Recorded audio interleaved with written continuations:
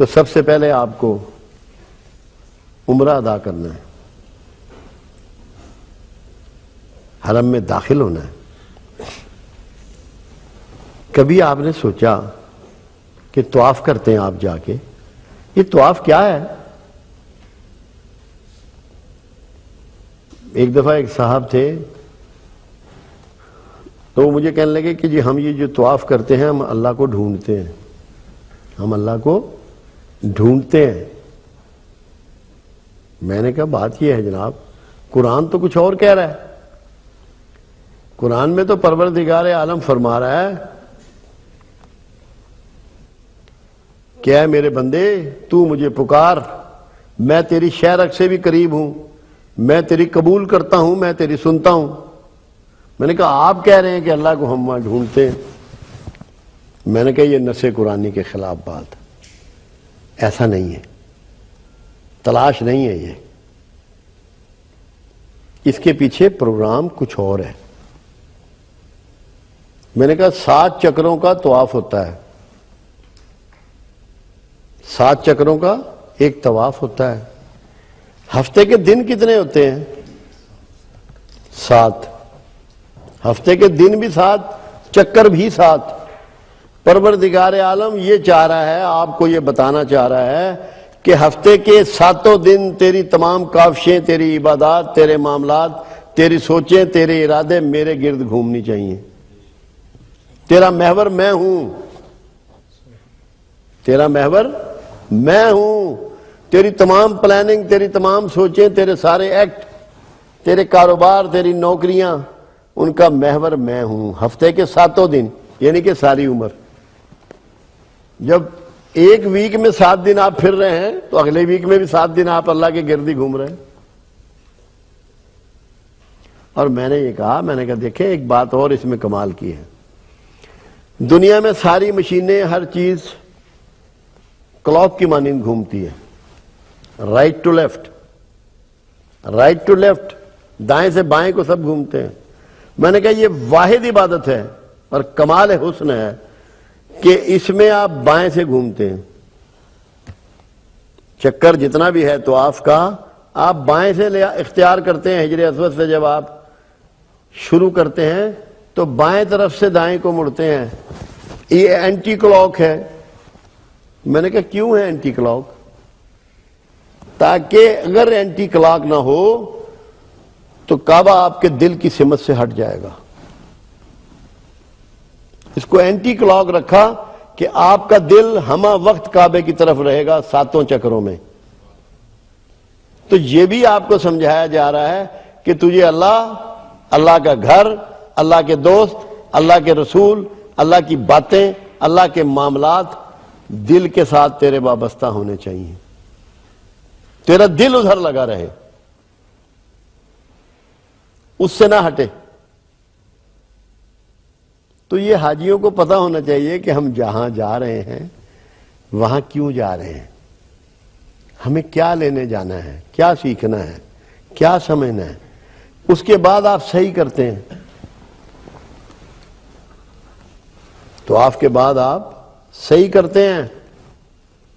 اندازہ لگائیے، صحیح پیروی ہے ایک غیر پیغمبر خاتون کی۔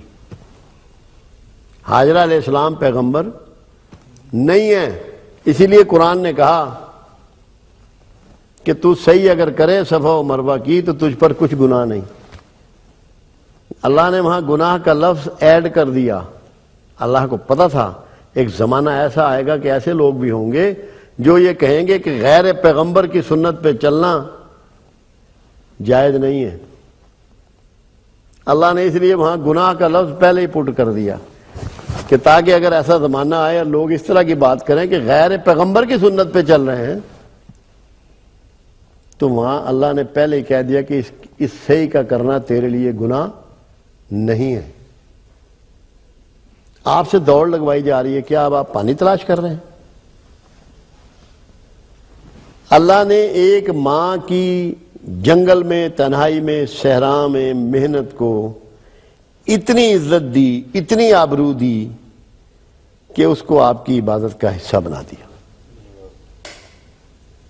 آپ کی عبادت کا پارٹ اینڈ پارسل بنا دیا.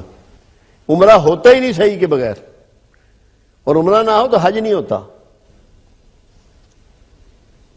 تو اگر آپ حج پرفارم بھی کرائیں اور مائیں بہنیں بیٹیاں آپ کی نظر میں معتبر نہ ہو جائیں, مقدس نہ ہو جائیں, تو کیا حج ہو گیا؟ جو محنت کر رہی ہیں اپنے بچوں کو پالنے کے لیے, اپنا خون پسینہ ایک کر رہی ہیں, ان کی تقدیس اگر آپ نہیں کرتے تو آپ نے کیا صحیح کر لی؟ کیا صفا و مروہ آپ ہوا ہے؟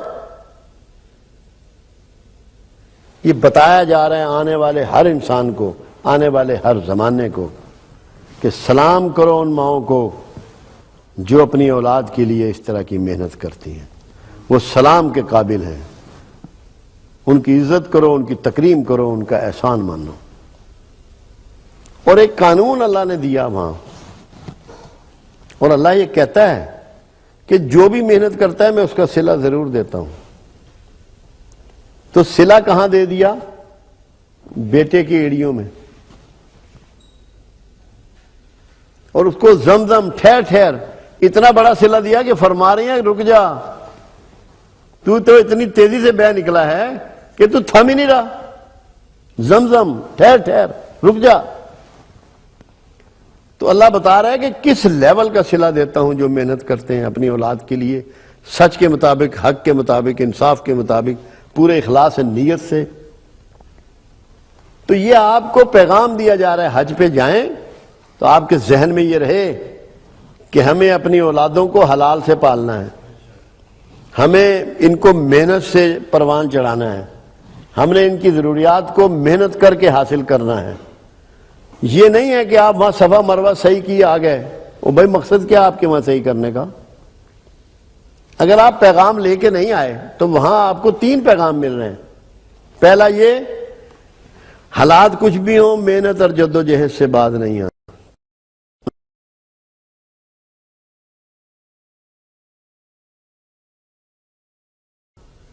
دوڑ رہی ہے, کتنی دلیر ہے, کتنی سچی ہے, کتنی محنتی ہے, کتنی اللہ پہ اس کا توکل ہے. آپ کو یہ سکھایا جا رہا ہے. حج پہ ایسے نہیں آپ کو بھیجا جا رہا. حج ہے کیا؟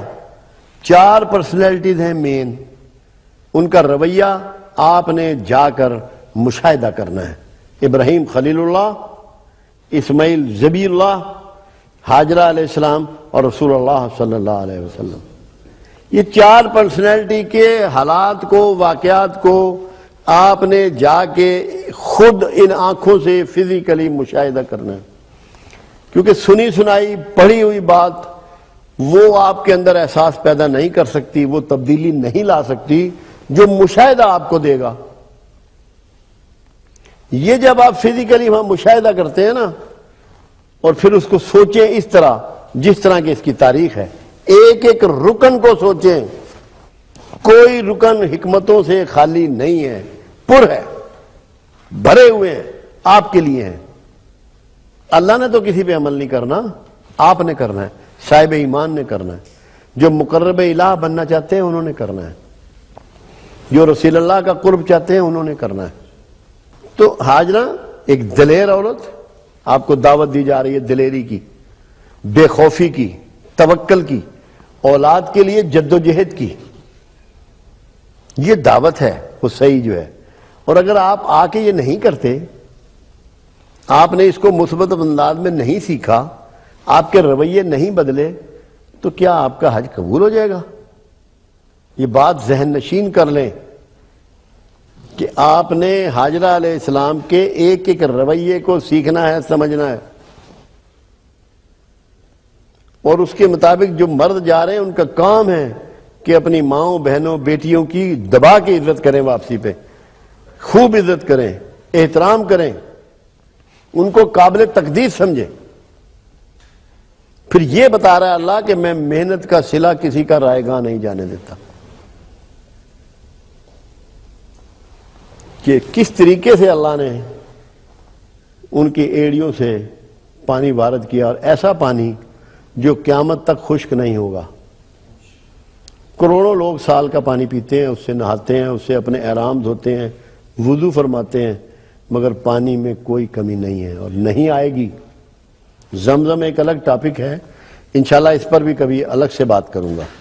اس کے جو انوار ہیں زمزم کے اور جو اس کی سائنسی کمالات ہیں وہ بھی انشاءاللہ اللہ نے کبھی مجھے موقع دیا تو وہ آپ لوگوں کے گوش گزار میں کروں گا. مگر فی الحال میرا موضوع حج ہے.